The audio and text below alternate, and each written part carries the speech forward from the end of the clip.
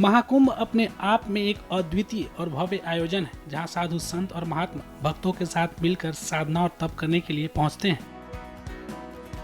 ये अवसर न केवल धार्मिक उत्सव है, बल्कि ये सामाजिक और सांस्कृतिक मेलजोल का भी एक महत्वपूर्ण उदाहरण प्रस्तुत करता है, जहां देश विदेश से लोग आते हैं।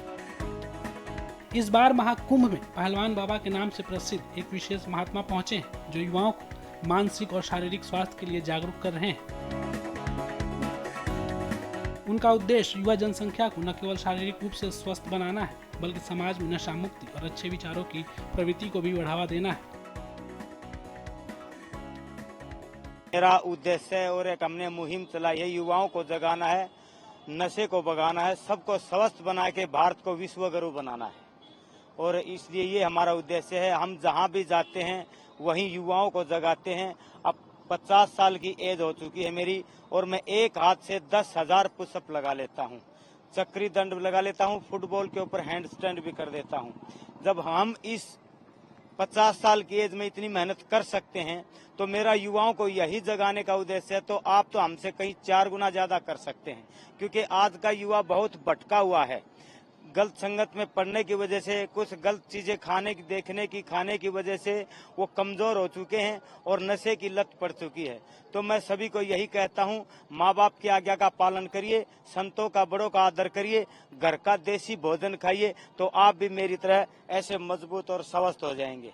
मेरे अड़ोस पड़ोस में और यारे प्यारे रिश्तेदार तो सबके होते हैं, तो उसमें कुछ बच्चे ऐसे थे वो रास्ता भटक गए थे, तो मैंने उनको काफी समझाने की कोशिश की और पिटाई भी की, तो उन पे कोई असर नहीं पड़ा।